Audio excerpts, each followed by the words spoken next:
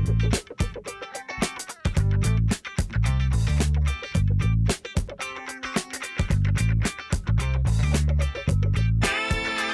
everyone, Joe here. Well, today I got a gear review for you, and I have this Sigma 50mm f2.8 EX-DG macro. Now this is a wonderful macro lens I picked up, I think around June 2014, so I've had it quite a while now. And it has a 1-to-1 magnification in the macro, which makes it really nice for getting up really close and get some really nice, huge images and everything. But let me go over some of the specifications on this lens. Now this lens was originally released back in 2007. It has an aperture of f2.8, like I said, and it goes all the way down to f32, which you're really going to need when you get those really up close macros. The filter thread on this one is a 55mm, so you don't have to worry about buying any really expensive oversized filter threads and filters for this filter thread. And it looks quite nice. Now it has a metal mount, which is always a plus. Of course, didn't expect it to have a plastic one. This isn't a Canon lens. And like I said, it has a 1-to-1 macro, which is really nice. Now, when you're focusing with this one, the 1-to-1 macro, now I have it set to manual focus right now. You're going to zoom in this barrel out quite a lot, so I do recommend getting a protection filter. If not, you could accidentally bump this lens into whatever you're trying to focus into. And because it also gets very close when you want to get a real 1-to-1 shot. So that's one thing about it. Now it weighs not too heavy at 0.71 pounds. It has 10 elements and 9 groups, so not a hugely complex optical configuration, but not pretty decent altogether. And it has a view angle, of course 50mm, of a 46.8 degrees. Okay. Now I have some pros and cons I want to go over on this lens. The pros is it has really good image sharpness. Now it has image sharpness from not just from the center, but corner to corner, which is what you really are looking for in a macro lens, because you can be up real close. You want a lot of things to be as sharp as possible from corner to corner. Another thing, it managed to have some really nice looking bokeh. I really do like the bokeh in this lens. It also has some pretty good build quality. Now I'm gonna say it's pretty good. It's not L lens quality, mind you. It is a plastic body overall, but it's a really good feeling plastic body. It's not cheap. It's not art lens quality either. So it's before Sigma updated to the global line of lenses. So it has an older body style, but it's still a good body style. It feels still quite nice. Enjoy using this lens. And like I mentioned, the barrel on it is also all metal, which is also good because your filter threads here are also metal, which is always a plus. So it's really good build quality overall. Now a few of the cons about it. Now here the cons is the older micro focusing motor, and which a lot of the cons have to do with that type of motor because it's a little bit slower. It's not as fast as say ultrasonic or any of the newer focusing systems out these days, because the motor's just a little bit slow to keep up with, and also a little bit noisy. It's a micro motor. It does make those little micro motor noises, which is not too bad when you're trying to do take portraits and stuff with it. But if you're trying to any kind of up close macro work, it's gonna be focusing in and out. It's quite slow, so you'll probably want to just manual focus it when you're trying to do macro work. And of course, like being a micro motor, it's not a full-time manual focus. You can't just grab the focusing ring anytime you want to and turn it. Now, I have mine set to manual at the moment, so I could do that. But it's an autofocus. It's locked in. If you try to twist it, you could damage the motor in it or any of the gears. So now, also, I failed to mention this a while ago. It has a full-time or limit, not full-time, full or limit on the focus here, so it doesn't zoom all the way out. So that's on limit. That's full. That way, if you can try to get regular pictures and stuff, it's not trying to zoom all the way out as far as it can, trying to focus. Okay, let me see.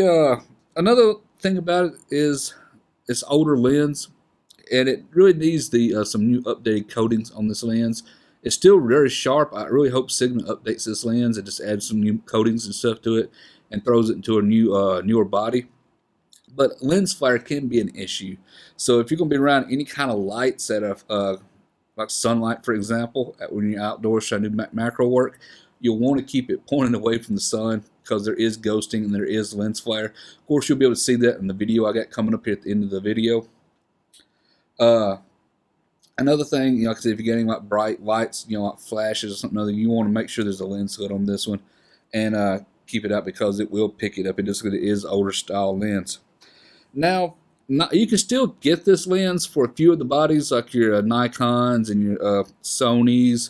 Not the mirrorless Sonys, not the E-mount, but the older Sony bodies, Minolta style mounts and stuff of that nature, and Nikons. I think there may be a few more like Pentax you can also still get this lens for. But they've discontinued the Canon one. So if you look for any of the Canon ones, you're either going to have to find somebody who still has the managers to have some in stock.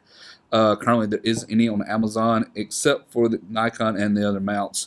They still have plenty of those in stock. So I think they're still making them for the Nikons and the Sonys and the Pentaxes and all that. But definitely for Canon, they have quit making them. I don't know why. But you can find these used. I did look under $200 for Canon. But if you look for the Nikon ones, they're still around $350. Now, it's still a really, really good lens. I really do recommend this lens for somebody looking for a really budget macro lens. Excuse me, But you got to be cautious. This isn't for anybody trying to do any kind of insect photography or anything of that nature. But if you just got like a coin collection or something other, it's a really good lens for that. But I really do like it, enjoy it. But if I had to get another one over again, it would probably be a 100 mil. Okay, everyone, let's take a look over here at the computer. You can take a look at the images and see if you like the images and whatnot. The images, to me, look really good. I think you're going to really like them. And after the images, you can take a look at the lens flare video as well as the handheld video. See how the lens looks if you're trying to shoot any kind of video with it. Okay, everyone. Now let's take a look at some of the images here we got, and you can see what to expect as far as detail-wise in this lens. And after you get done, I'll then have the videos up for the lens flare test as well as the handheld video test. But let's hop in here and take a look at this first image. Okay. Now the reason I want to show you this image is more or less because of the background blur. Now this image was shot at ISO 200, 50mm, of course, it's 50mm lens, at f2.8 at 1/320th of a second. Now, the reason is I'm focused in on this nice little tree flower thing here, but you can see how nice and smooth the background bokeh looks. And that's why I really wanted to show you this. So this gives you an idea of what you expect if you're trying to use headshots or anything with this lens. The bokeh actually looks very, very nice. I do like the way it looks. Okay, now let's take a look at the next image here. Now this is another one of those flowers on that bush I just showed you. And you can see we're zoomed in quite close here. And this is nowhere nearly as close as you can get. This lens, like I said, gets to 1-to-1 magnification. And I'm still a few inches away from this flower. So you can tell it gets pretty close, especially when using it on an APS-C cropped camera like I was using on the Canon 70D here. Of course, this is ISO 400 at 50mm f6.3. So even if you see f6.3, you still get quite a bit of shallow bit of depth here. Now I was using this handheld. That's the reason I popped the ISO up a little bit higher to keep that that and the wind was blowing outside. It was making it difficult getting really good macro shots. The wind blowing. So I popped the ISO up to get the shutter speed up to 1/320th of a second. But as you can see, it looks quite nice. Even the out of focus areas look nice and smooth. That's why I really am glad I grabbed this lens up while I could. Let's take another here. Now here's another one. Some flowers, some lilies I got growing here in around the house. So ISO 400 again, of course, 50mm, f2.8 at 1/800th of a second. As you can tell, this is probably about a foot and a half, maybe around 16 inches or so, 18 inches away from these flowers. Looks really, really nice. Still a lot of real small depth of field at f2.8. Now the next one here is f4. You can tell still looks quite nice. We pop back down here to f2.8 again. Excuse me. And we can zoom in right here. You can see there's still quite a bit of detail here. Now, there's no adjustments were done to these images. It's straight in the Lightroom, no other touch-ups. Of course, you know, I just took these just for the test for this lens. You can see that's quite a bit of detail there. Now let's go on here to F4 again. See a little bit more depth, but still quite good sharpness. Sharpness hasn't changed really any. Just more depth of field. You can see we're in F6.3 now. Let's go here in the center. You can still see you're quite sharp.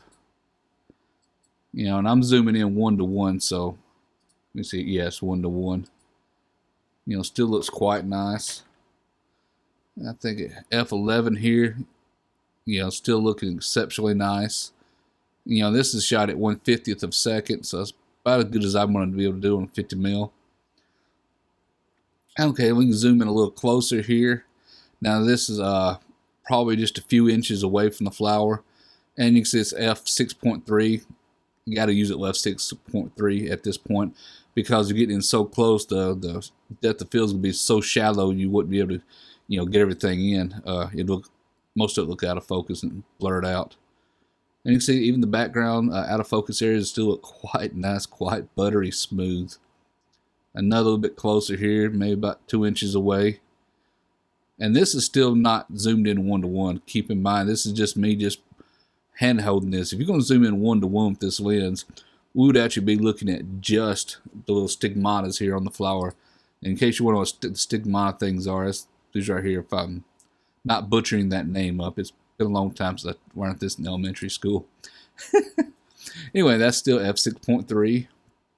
Here's another one that's, you know, really quite nice. Another flower I got growing around here in the around my house. You can see, you know, large amounts of detail. This lens is phenomenal. But I think that's about it for the images. Yeah, that's it on the images. Like I said, lens has really good sharpness, and it's not just sharp just in center. It's sharp from corner to corner, and that's one of the big things that I really do like about this lens. I know a lot of lenses that you get sharpness in just the center, and then maybe outside edges are not as sharp. Not with this lens. It's edge to edge sharpness completely, and that was one of the biggest selling points on this lens when I bought it. But anyway, take a look at the lens flare test coming up next, and after that you can see what the handheld video looks like.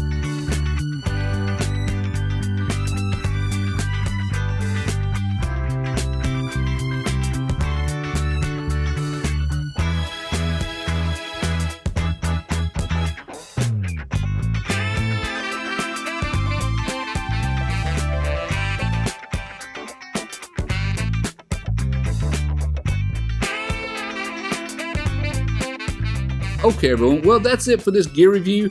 Hope you found the gear review helpful. Hope you help you decide if you want this lens or not. And if you liked the video, how about a thumbs up? Thumbs always highly appreciated. Like I said, if you're interested in the lens, do check out my Amazon affiliate links down in the description below. And if you're not a subscriber to my channel, be sure to subscribe. Subscribing is free. It's for you, and lets you know when I release more videos. Until next time, everyone. Thank you for watching.